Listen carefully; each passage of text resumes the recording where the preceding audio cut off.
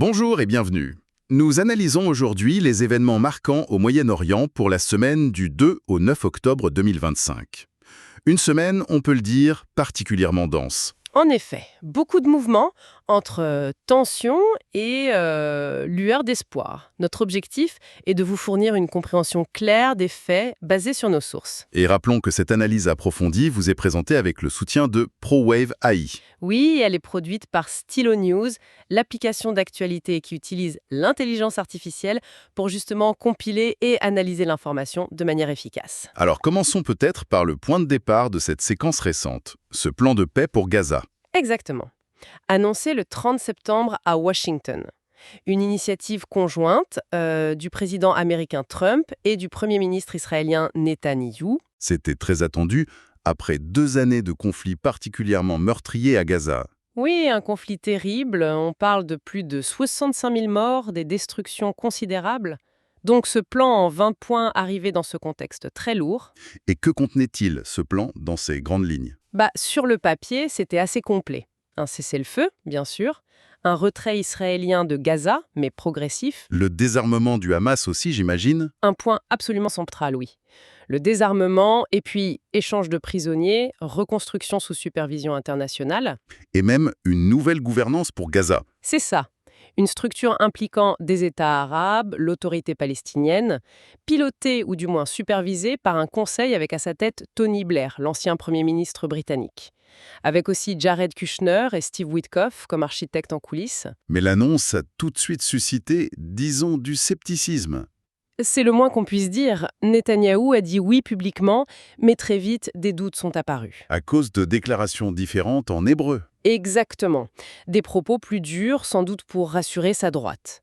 Donc on s'est demandé quel était son engagement réel. Et le Hamas, comment a-t-il réagi? Avec beaucoup de prudence, ils ont dit vouloir étudier la proposition, via des intermédiaires égyptiens et qataris principalement, mais il y avait cet ultimatum américain de 3 ou 4 jours pour donner une réponse. C'était court, La pression était forte.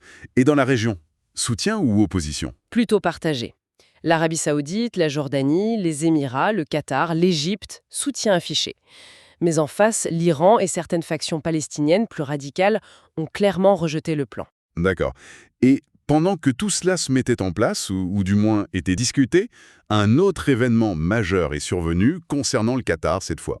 Oui, tout à fait. Le 1er octobre, signature par Trump d'un ordre exécutif rendu public le 2. Qui garantit la protection du Qatar par les États-Unis. C'est ça. En substance, ça dit que toute attaque contre le Qatar serait considérée comme une menace pour la sécurité américaine et que les USA s'engagent à défendre le Qatar, y compris militairement. Et ça arrive peu après.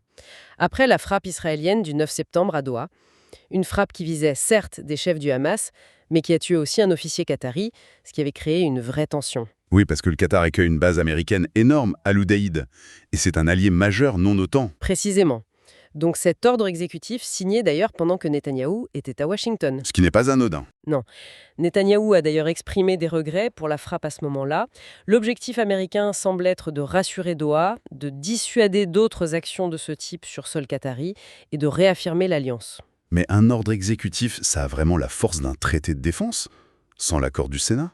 C'est la question juridique, effectivement. Aux États-Unis, c'est débattu. Normalement, il faudrait une ratification. Mais politiquement, le message est fort. Un changement de posture américaine dans le Golfe, peut-être? Peut-être une défense plus affirmée de certains alliés. Le Qatar a bien sûr applaudi. D'autres pays pourraient vouloir la même chose. Et l'Iran, forcément, voit ça comme une provocation. Donc on a d'un côté ces efforts diplomatiques complexes, et de l'autre, la situation militaire qui restait très tendue. Extrêmement tendu, oui.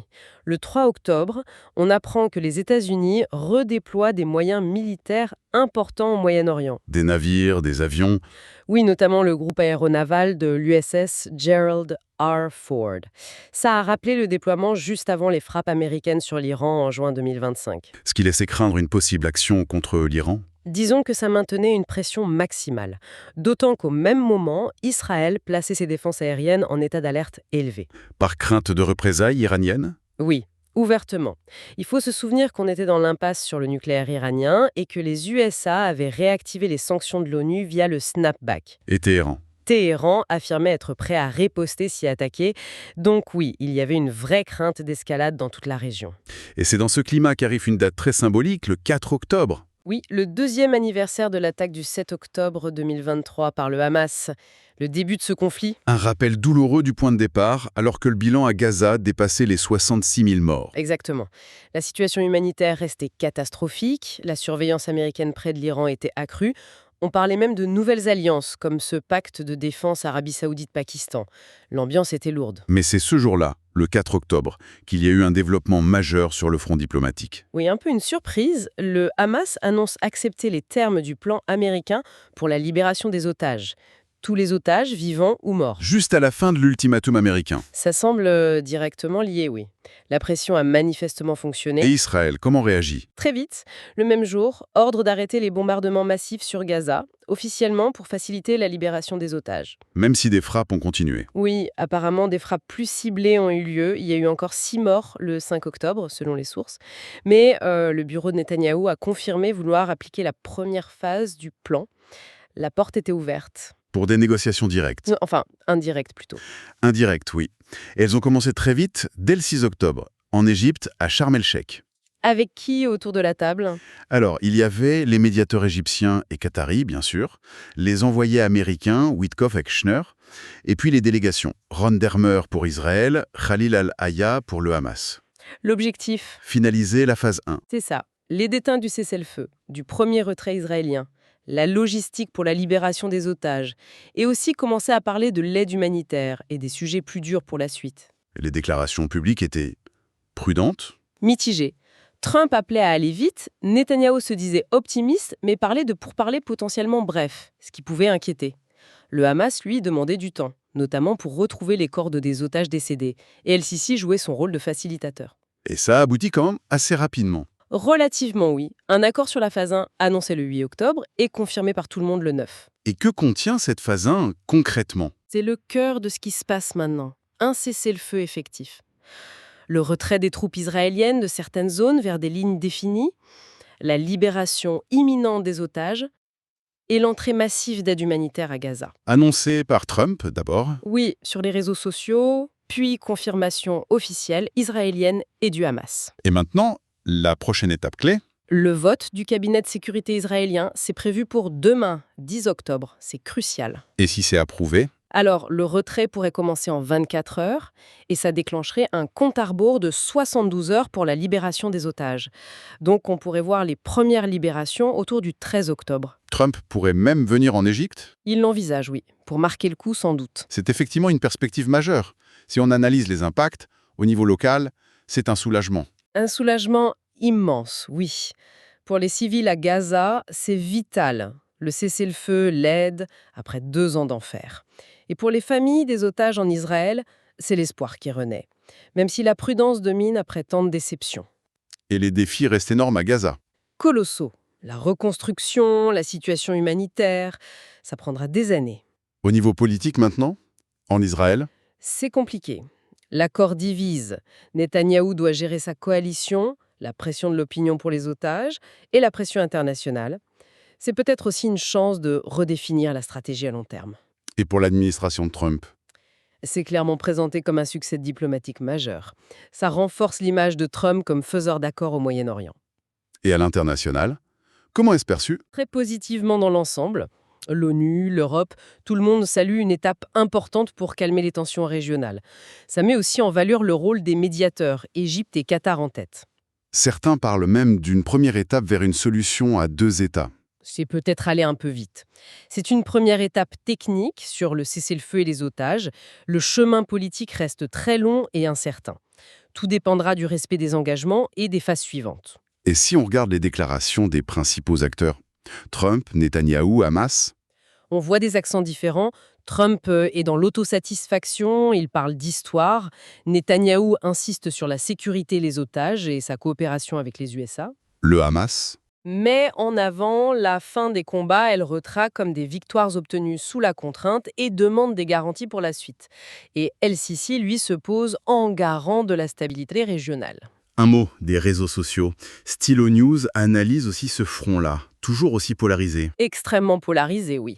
Les analyses de sentiments sur X, par exemple, le montrent bien.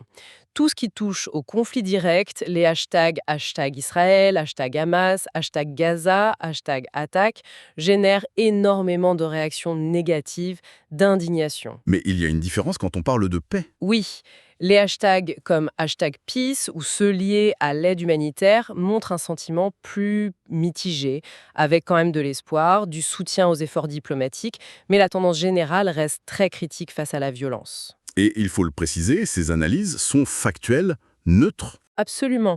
Stylo News rapporte ces tendances telles quelles, sans jugement. Elles reflètent juste la division de l'opinion mondiale. Très clair. Alors, pour conclure cette analyse factuelle, qu'est-ce qu'il faut surveiller de près dans les tout prochains jours? Plusieurs choses très concrètes. D'abord, ce vote du cabinet israélien demain 10 octobre. C'est la clé.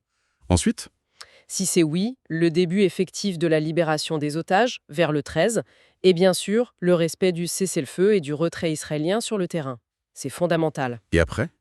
La reprise ou non des négociations sur les phases 2 et 3 du plan, le désarmement, la gouvernance, là ça va devenir beaucoup plus difficile, et puis cette possible visite de Trump en Égypte. Merci pour cette synthèse très précise. Peut-être juste rappeler comment Stylo News parvient à traiter toute cette information. Oui, c'est grâce à leur technologie d'IA qui analyse en continu un très grand nombre de sources, plus de 250 médias classiques, réseaux sociaux comme X, dans plusieurs langues. Ce qui permet d'avoir ces synthèses rapides, d'identifier les acteurs, les biais éventuels. Exactement. L'objectif est de fournir une information fiable, multisource, pour aider à comprendre la complexité de ces situations. Et pour ceux qui souhaitent bénéficier de ce type d'analyse personnalisée, le site est www.stylonews.com. Voilà, il nous reste à remercier notre audience pour son écoute attentive. Oui, merci à toutes et à tous. Et n'hésitez pas à suivre Stylo News sur vos réseaux sociaux pour rester informés. Alors que cet accord se mette en place, la question reste entière. Est-ce le début d'une vraie désescalade ou juste une pause? L'avenir nous le dira. La volonté des acteurs sera déterminante.